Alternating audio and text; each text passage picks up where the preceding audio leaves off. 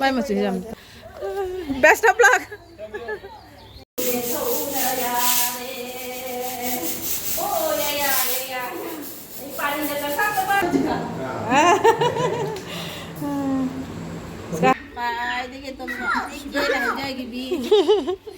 Hai mẹ mà hắn mặc ta khổm zari mẹ mình ngay video nó cũng phụ nữ lạc chả rồi mẹ ngay cái video sẽ đi ở cái Chandpur cái inama Chanupi anh moi lạc cái này bao quát đó ama Chandpur cái anh này đi làm ngam đấy ama mọi người sẽ lạc cái này đó cùi đó bên nhà bao khơi nó lau vậy hai bên đó mỗi số này ngầm đó nó sớm lấy là cùi để lạc ta bao xoay nè đó mọi người sẽ lạc cái này nó tàu đi đó thục lắm mà ni đó ini yang bukan masalah kita nggak ngerti apa tu mau itu hang boy na, ada Sajibu gitu ina, mau je lah pokok ngang si school ban lagi ngai sih ada, mau je ngarang si map mau phone tu raya ba, masih je lah kan ya na, do mapa nggak kari kaleng na thana me mapa di school cakar ya, mapa half time dah lah kan ya ba, jadi school juga kelas pajana oi di bani na. Aduh ni ma'am, video saya jeng minasi do ini leng si Sajibu ni na katang tan kasu hong na pijan ninge pokok mau je lakpa ke kerangan na semua je thungan ni ba, do tan kasu hong na kerap pijan ninge bora ke kari ke hogai na do tan kadi to tan mak lehuri pokok, cakum dah lehuri, hujik jangan ni, kita bang loy na tholak na isu lo salaga mu cangin cang tu ni ba, bisa na su loy deh, cangga ke tu ni ba, aduh hauru gigi ngah jadi moi lakpa caba gis sasana caba gis caga tau raga tapi makata abadu so ayam yang halake itu moi lakpa so yang halake itu mem video se itu ada di video se makata neng minasi itu mem video se like to view share to view atau ko subscribe to ba kau view kanu itu ko mem handak se egi video se view kate wakan yam nungai te mem video se yang view itu ko like to view share to view itu ko comment su thabi ro pha ba itu egi video se asoi ngam yar so mem ngak view itu mem video se makata neng minasi itu ada di kayak gini ada yang kuina tau ada di asigada mo lay ada di moi lakpa khongo ro ya moi lakpa su video se namge to ni ba adi di mem video se makata ni minara si do mem ai hojik chang na ba to ro ge ko chakum da mo su thungara ni gaina lakpa ni na ka su ku ho roi ado ai su ni isa se ngai san de ba ko lok na Sajibu cherau no mi te gi ne ba nunthang de gi to ne ba do na ngara nunthang su tum boi tum da boi to ko lok san na nungai te tum ba ya de ba aton wa se phun na do chang ge su nu ngai san de do bo tau ta ba di ja de chang da ba di ja de koลูกนี่แต่ละกว่าลูกใครจะดีตัวจานุปาสุโตเร่จานุปีสุโตเร่จานุปาหันสุโตเร่จานุปีหันสุโตเร่เช่นนี้ไม่นุ่งไงฉันเดะตอนก็เสพพุ่นแล้วแต่ที่แม่ไม่จะคุณจะจังกับมาตัวละแกหมดสุลานี่ไอ้เรื่องโบราณตั้งโฮเกะดูว่าตันน่ะสิ่งนั้นเลยทิพย์นั่นเลยแล้วบอกว่าตันจะมาโฮเกะตันจะกระก็โฮเกะปุริโอยน่ะโฮละแกบะหมดสุลานี่สิ่งงานเลยนะพี่เราไม่เอาไปงานนอกครั้งเดียวนะวันนี้มาเบาจัดยังไงนะให้เราคนนึงว่าเบาแล้วก็อยู่ในช่วงของเราเตรียมมาสกูลเที่ยงไงนะจะเขาเรียกว่าตัวมาปฏิหับใจจะลากันนี้งานอะไรนะพี่เรามีแบบดูก็มายามยังเดียวเลยว้าวรัตนะสิ่งอะไรมาปากันจะลุยบอกว่าเบลคันจะลุยสิ่งมายามยังเดียวเลยอะไรมาปาเบลคันจะลุยบอกว่าอินเตอร์ซาโต้ไม่จะลุยแบบคนจะลุยฮับลงจะลุยซาโต้ไม่จะลุยแบบตัวมันคนในปีเราคนเดียวว่าจะทางจริงเสียจะทางอย่างเสียมาเม็ดกันนี่เขาเลยยามโลเลยเขาแล้วโรยด้วยเนี่ยหัวซานะต้องลบถุงไปซิกันในหมวกซาประจานนิ่งเลยแล้วแบบต้นหัวก็จะโรยเลยบอกว่าต้นหัวก็โรยเลยต้นเจ้าตรามังงามุกเขาเลยตรามังงาปุ่นมุก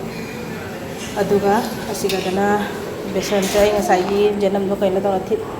สวยแต่ละทำเร็วกว่าเจนนำเบสอนหับแต่ละตัวตรีสิบตัวแล้วก็เสียมุกเขาเลยนี่แต่เดี๋ยวอาซีอันนี้เสร็จดีตัวแล้วก็ทำมันเนี่ยบอกว่าไว้หลังมันก็จานวันแล้วที่จานก็ต้องพิเทอร์เนี่ยแหละเดี๋ยวอาซีลอยแล้วก็มุกจากถงไปเยี่ยมมุกจังงั้นดูก็แบบส่วนใหญ่เนี่ยขังซาลิซาเลงไงแต่งาเสจำด้วยบอกว่างาเสมารุมดีขนาดจังไงเบางาดีพายใจได้เจ้าแล้วงาดี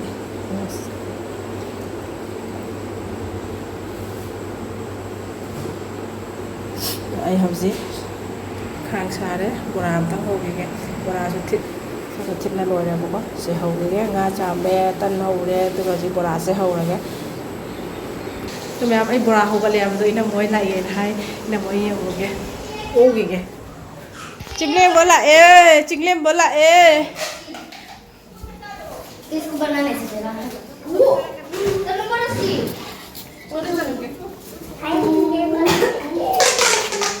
Gin, is, by से कहीं उन्हें वहाँ को ना से जब कोई by नहीं से बाई है चौबा bai na kai nghan di lak tri no Kung ka jura kasi kirak tare ngasi di. faja ba na bobo nấu rồi cho bobo lấy bani bobo câu rồi cho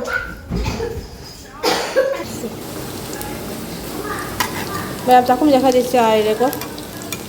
ignore tàu đi mẹ em mới làm cái này phải rất là phải đi rất là phải biết là nấu nó quan trọng là gì vậy cô ai bà mới chẳng mà cái mà là cái bà chẳng cái này mà tôi hồi mới sẽ cầu ra cái chán thằng mình này cái em ai lối là tân hồ lối này bà hồ lối đấy hồi mới cái thằng mình này cái phẩm bà mới chắc không thể em xài cô mẹ em ignore tàu đi qua mi thùng lạc với cái này cô chơi mà tap bay này cái tàu với phẩm để xuống lấy đấy cái chân đi chẳng nghe bà cô chán thằng mình này cái nó bà cái mà cầu rồi cái ini mau kau rui ke ini ba sega loi na lei re ta Jaldi karo. asi bai di kara jahon dei ni football asi final ni Jaldi karo. Asi final. mam chau nai mo nang dress pura Jaldi. Jaldi kar. kita rum ti lai ko lai he lu kan ka sen mi tim lai ko ai jahon ni ro jao de xem một chai po si một chai po hàng đục tia bo ko sang na ta na lak pe gi harau bai lang ga du gai di son na cha khul cha na bai thana bai tau ba ga da sang dre ma na chau bi thì cha thak mi nau ra ke cha sa da hayu ra ke gì cha thak ma na ne cái đó na nuôi ta xấu na gồm tôm lạc cái tra gồm tôm là hàng ngoài là ngang ai khăng đến này lấy sách điều ti ta bỏ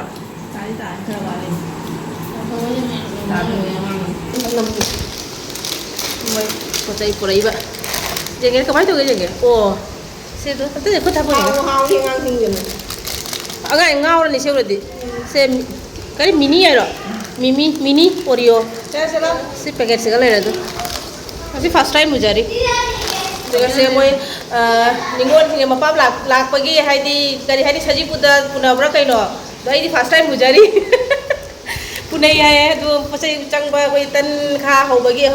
hau raga cha bagi pasai ini cang papo sing ba de loi pure moi kai đó suji de gi hau na thau de kai de loi suji ata moi da sure loi na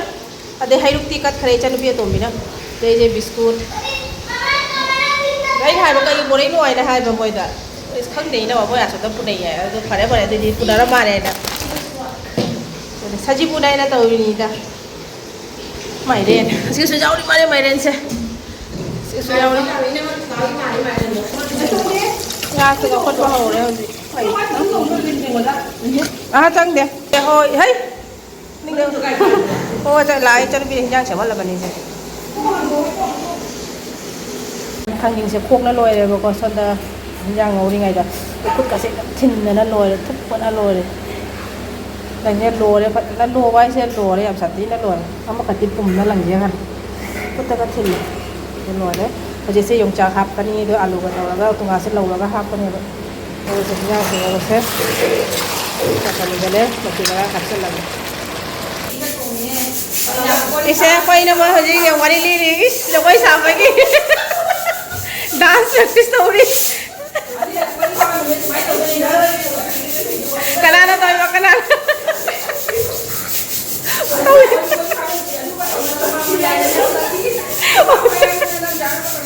kanana no ba oo ako'y naman sinedya ko say jam hay yawa sila lima jam ngau je yawa hay lai lao rồi ko'y sa to hen khang lang ka ni mo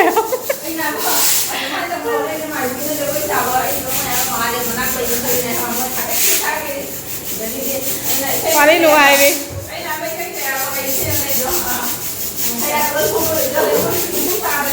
Lên.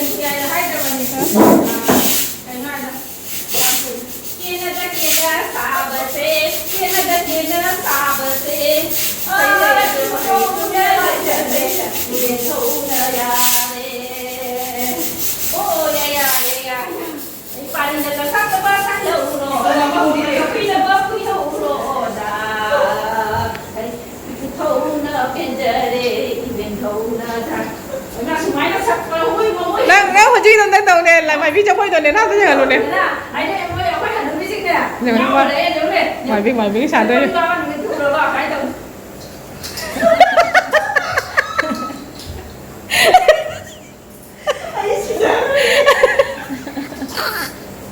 Không quay lên đây.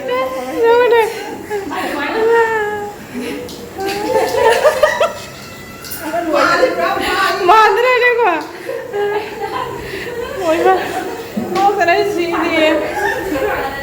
Haydi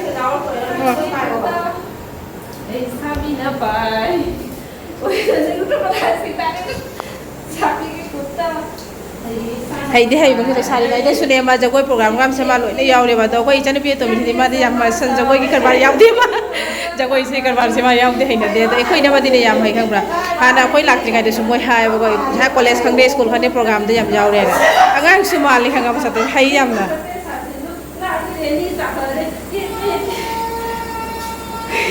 hai re khuba to khubi ro sa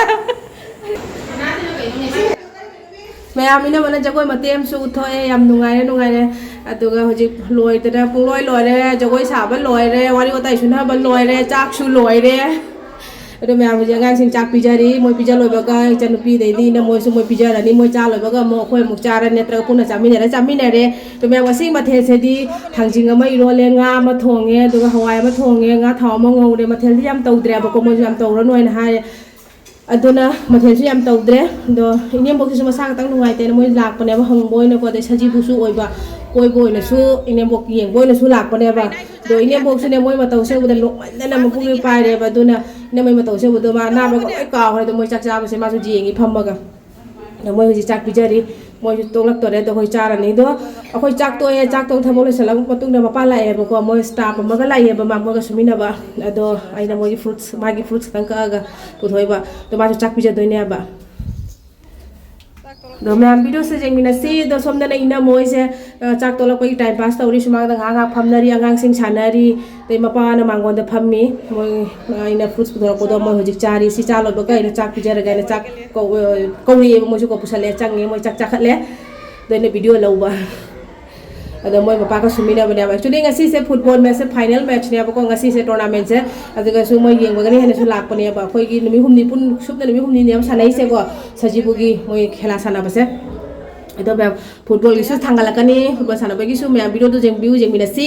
ado ngasi gi video se di kamai kamai tawri ado me hai biro like to biro share to biro do subscribe to ba ko no do so ngam yaw sang tu me What is your name? My name is Singna. What is your father name? My father name is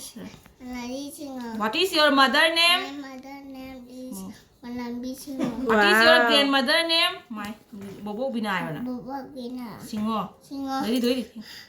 Thank you very much. Thank you. wah hai ne hai to ga mo cha bye hai to ga che sa sati ma ba ga hai ro hai ba jeng ge se sa don chalo che sa don chalo hai ro Jadi mak pita kembali ceceng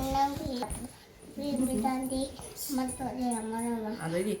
mana pada di bandara. wah mama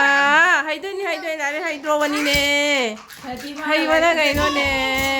si bana ne chobi ka dai adu gai di ne ton ka dai wow chanbi di ka hai to ne Ya tapi che mayam bye bye hai to mom da mukbang to to hai mẹ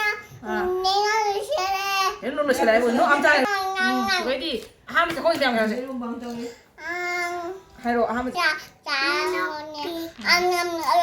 rồi đây đi mayam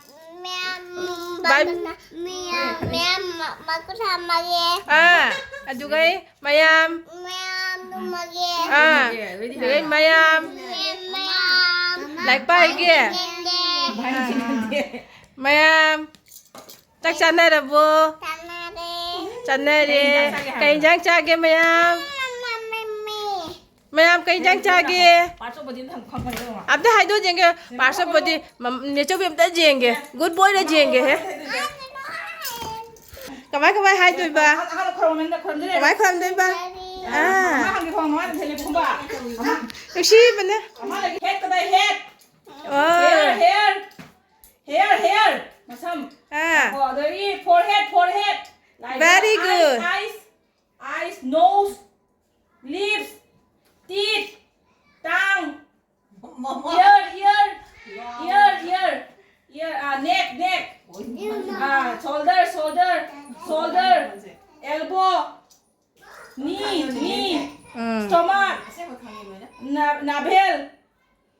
나벨 디 할로 나벨 가다 나벨 풀 바누네 장게 우데 풀바누 장게 우데 풋 너 핑거 very good 자 mayam lesson jarage 하나 뭐지 mayam mayam lesson jarage 내 저비기 비디오 like to view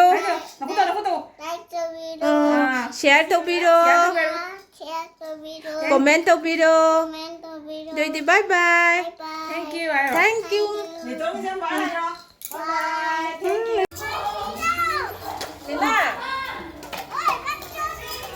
xe hả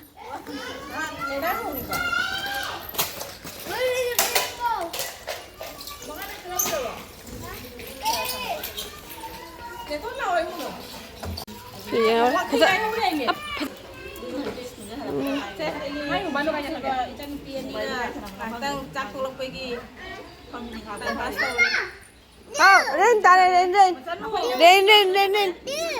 tung xuống lên xuống is ngang mày làm cái gì nè nhưng mà đi phi lấy cái này là mà lấy hầu đấy là cái thứ cái nó thuộc vào đó không nhớ thuộc nó mới lấy được không sẽ đây là đây đó sẽ lâu không mấy lâu lâu rồi nè cái chân nó phi phải đi cái tôm nó cái là chơi cái bi cái nào mà đi chơi cái nào cái đó người ta làm cái nó rồi sân mà không làm sao ina ma halle ya ba ko dai ba ina phi ma pula ya se ngo ba gi le na pula ya se ai dai si chak to de mang hi ya ba kai cha khino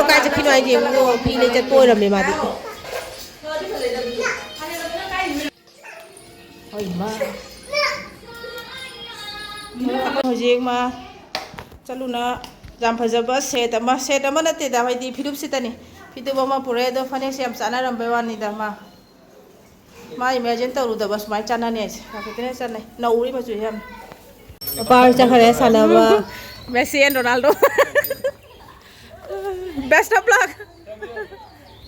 mẹ mới chỉ hình thôi đấy dress up nó lòi đấy mẹ ready rồi đấy cho spaghetti nằm ở đây nó lòi đấy hazabi khơi đi cái nào ngang mà đi gì sao sắp tới chẳng không sao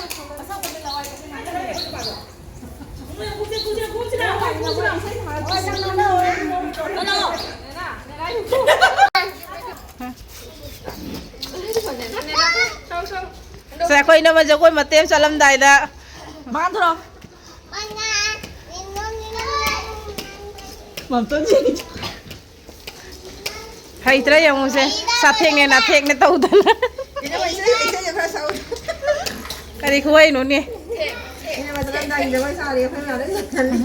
xin mà hay lại lao vào show mà cho quay cả tôi đi bom rồi chính là vậy Sabi maning nila eh. Ay, isa rin yung trewa pa.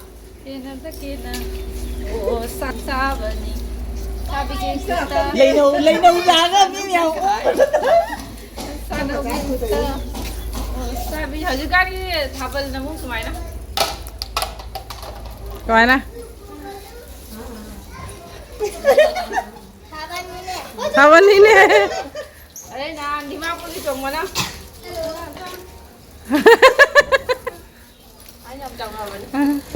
mai mà chỉ làm thật gì thì được xem mà chủ sẽ nấu đi làm nâng xem nông khang gang chân với tầm mai tới nè tra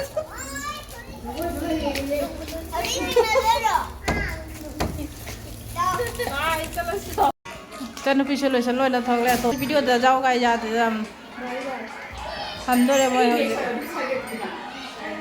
गाड़ी ngay đi thôi chị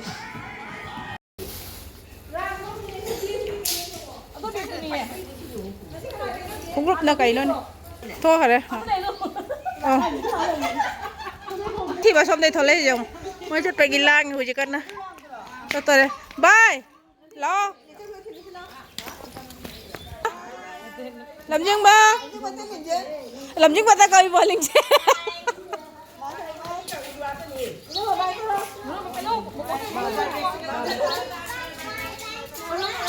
cha cháu bê bái tao rồi mà cho lâm đây kì cho lâm đây nói không làm ta sẽ Nena kai cái nó xin á. Bài cái lệ rồi đó. Lấy tên.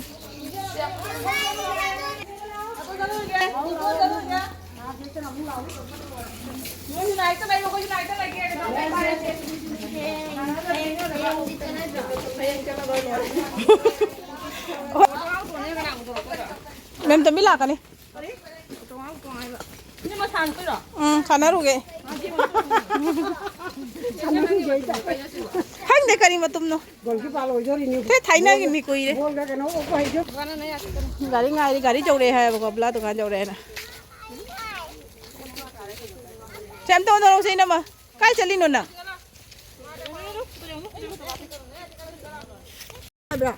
Maya may naman sa video ng bagi sumaina. Kita ko takakala ka video namu sana na pula ini apa. Do mayam gali su thungare do moy hojik chatlani do mayam moy ningol na humlang ba satti na nungai ko ina hai sumaina noy pun ne barang mar ko sumaina lau lak ta ba to ganu sumaina lau inem boy su nungai re wakhan do ko machani won sing la ama banina aduga idi sajibu gisu oire idi poto loina chapma na rabanina haidi kari hani balance ama oire ba ko ado ma'am chatraga su kamaina nungsinagani sumaina chatnaraga mari do hai nungsinabado hendoi ne ba chatnaraga adoni ma'am ai nai bano sumaina marak ta lau ko laktaba to ga noina do hojiti mai gi life to busy oi banina ahan leiba duga mathakta angai school tamba sina busy oi banina kana su sat lakpo se ngamna de ba khoi su chatpa ngamde mo su lakpa ngamde ado iraga su matam da chatta ba su jade saina mari se nuksina hanna da ba su jade ko mari tana ba jade ba adoni ma'am video se kamai tari ngasi gi video se ma'am haibira mo like to bira mo share to bira mo do subscribe to ba ka biganu ma'am aduga soingam yawra su ka piro to idi ngasi gi ni makang si galo sinjarage next video da munara si bye